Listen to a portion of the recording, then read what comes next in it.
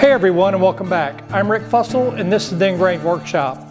In today's video, we're going to be building an upper cabinet for the bathroom vanity I built a couple weeks ago for my kids' bathroom remodel project. That's coming up next here at the Ingrained Workshop.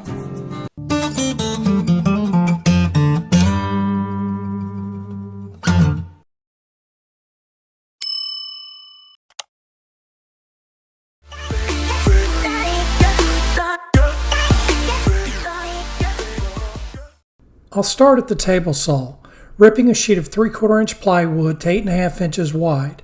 That's about an inch oversized, just in case I change my mind halfway through. Next, over at the miter saw, I've got my stop block set to 60.5 inches, and I'll cross cut 2 pieces for the cabinet sides. Then it's back to the table saw to trim them down to their final width of 7.25 inches, because if there's one thing cabinets love, it's matching sides. Now for the back panel. Using 5/8 inch plywood at the table saw, I'll rip it to 12 inches wide. Over at the miter saw, I'll square up one end, then with my stop block set to 59.75 inches, I'll cut it to final length. That's close enough that if it's off, I'll just call it a custom fit.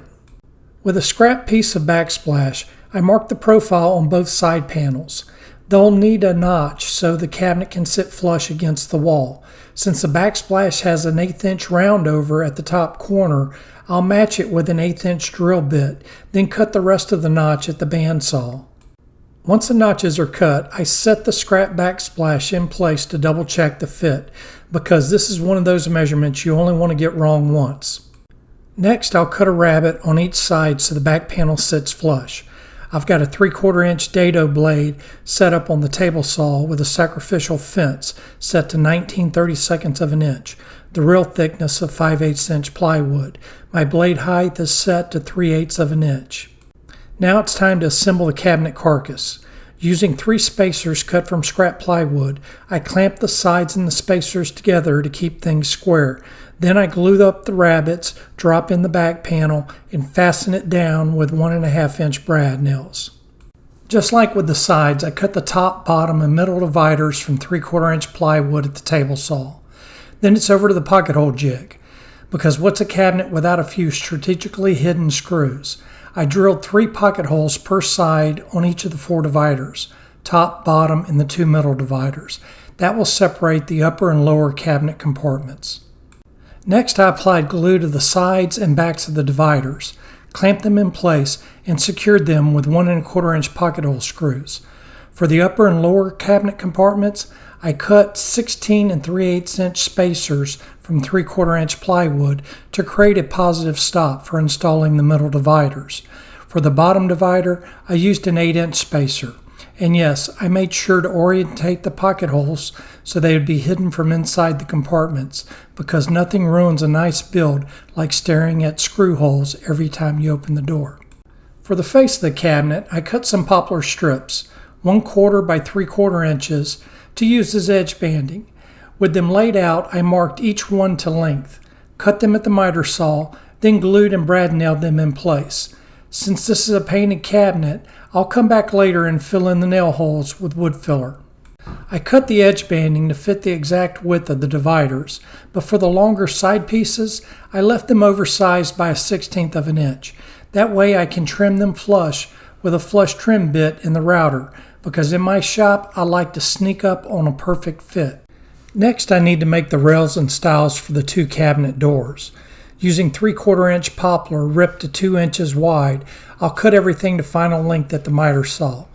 With my stop block set at 16.5 inches, I'll cut the 4 stiles. Then I'll move the stop to 8 3/4 inches and cut the 4 rails. Over at the table saw, I'll set my blade height to 3/4 of an inch using a setup block. Then with a 3/8 inch setup block, I mark 2 lines on a test piece, one from each face, to find the center. Now it doesn't have to be laser precise, because here's the trick. I'll cut with one face against the fence, then flip it and cut with the other face against the fence. That guarantees my groove is dead center. I'll run all the rails and stiles through for the initial cut, which leaves me with a groove about 1/8 of an inch wide, the width of my blade. but since my door panels will be 1/4 inch MDF, I'll bump the fence over slightly and make a second pass. Sure, I could swap in a 1/4 inch dado blade, but just for 4 rails and stiles, it's faster just to make 2 cuts. Just don't bump the fence too far. I check the fit with a 1/4 inch setup block, and once it's perfect, I cut the rest. With the grooves done, it's time to cut the tongues on the rails. I've got a 3/4 inch dado blade in the table saw and a sacrificial fence set to 3/4 of an inch from the blade. The blade height is at 1/4 inch. Using my miter gauge, I cut one side of the tongue, flip the piece, and cut the other side. A quick test fit tells me if I need to tweak the blade height to change the tongue thickness or move the fence to adjust the length. Once dialed in, I cut the tongues on both ends of all the rails. Now for the door panels. I'll cut them to final size at the table saw, about a 1/16 of an inch short in both length and width. That makes assembly easier and saves me from trying to persuade them in later. Assembly is straightforward. Glue on the tongue of one rail in the grooves of one stile in the rail, slide in the panel, then glue the groove of the other stile and install it. Finish with glue on the last rail's tongues and groove. Clamp it all together until you see glue squeeze out, check for square, and let it set overnight. After the doors have set up overnight, I'll bust them out of the clamps and get to work on the hinges. Using my hinge template, I mark the center location in the 2 mounting holes, centering each hinge 2 inches from the top and bottom of the door. With a 35mm Forstner bit chucked in the drill press, I drill the hinge cups to a depth about equal to the bit's cutting edge, but I always check with the actual hinge to be sure. Next, I sand the doors with 220 grit on the random orbital sander, then hand sand the edges to break them and give the panels a quick pass by hand too. Now for a shelf, a special request from the supervisor. I edge band it just like the cabinet with glue and brad nails, then drill 3 shelf pin holes on each side using a Craig shelf pin jig. A scrap plywood spacer acts as a positive stop so the holes line up perfectly in the center of the opening. Then I pop in the pins and drop the shelf in place. Last step, installing the doors. I start with the door side hinges. Using a square and a self-centering drill bit, I pre-drill for the screws, then install them. Once all the door side hinges are on, I switch to the cabinet side hinges. Since these are inset doors, hinge placement depends on the manufacturer's specs. I mark the horizontal depth first for both top and bottom hinges, then measure up 2 1/8 inches. That's my 2-inch hinge offset plus an 1/8 inch reveal. I line up the center of the cabinet side hinge with those marks, use an awl to mark the screw locations, and pre-drill with a 1/16 inch drill bit. Make sure not to drill through the cabinet side. Then I install the screws. Because these are inset doors, I need a stop 3/4 of an inch in from the face frame. I make it from poplar 3/4 of an inch by 2 inches, pre-drilled and countersunk. Using CA glue and a 3/4 inch setup block, I temporarily position the stop, then screw it in place. With the doors installed, I use a hardware positioning jig to mark the handle holes, drill them with a 1/4 inch bit, and install the handles. Once I'm sure the doors close properly, I disassemble the shelf, the doors, hinges, and hardware to prep for paint. Using my Gray Coat airless sprayer, I spray 2 coats of primer, sanding between coats with 320 grit.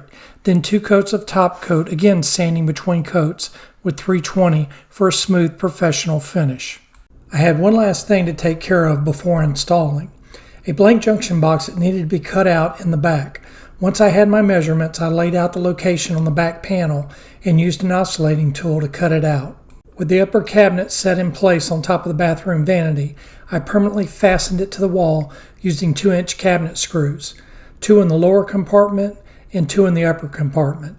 I hid them inside the door compartment so they'll never be seen unless someone's really nosy. Next, I remounted the cabinet side door hinges, popped the shelf pins back in, and set the shelf. You might notice the mirrors. The white paint is actually a whitewash that didn't match, so I did the supervisor a solid and painted them to match the cabinets. Off camera, I reinstalled the door side hinges, so all that was left was to clip the doors in place and fine-tune the reveals. Then I repeated the process for the upper compartment. After that, I ran a bead of caulk along the back of the cabinet where it meets the wall. Then came another last-minute supervisor change order, a paper towel holder under the cabinet made from a 1-inch dowel. Don't ask, I stopped asking those questions a long time ago. I finished things off with a 1/4 inch by 3/4 inch trim along the top, and a little caulk and some paint, and voila, the upper cabinet was done. At the bottom, we've got that infamous paper towel holder. Above that is my daughter's door compartment with a left-hand swing for her side of the vanity. Above that is the shelf compartment, and at the very top is my son's door compartment with a right-hand swing for his side of the vanity. Well, there you have it. The new bathroom upper cabinet is officially in place, painted, trimmed, and ready for duty. The supervisor's happy, the kids have their own storage space, and yes, we even have a paper towel holder. I'm calling that a win. It's got plenty of space, a clean, custom fit, and a style that ties right in with the vanity. This one took some time, but the end result is solid, functional, and should last for years, or at least until the next change order comes in. Well, that's going to wrap up this video. I hope you enjoyed the video, and if you did, then please leave it a thumbs up. If you're new to the channel and you like DIY and woodworking projects, then I highly recommend that you smash that subscribe button. It's free and painless, and I'd also ask that you ring that bell icon. That way you'll be notified of all our upcoming videos. To all my existing subscribers, I really appreciate all the support that you give this channel.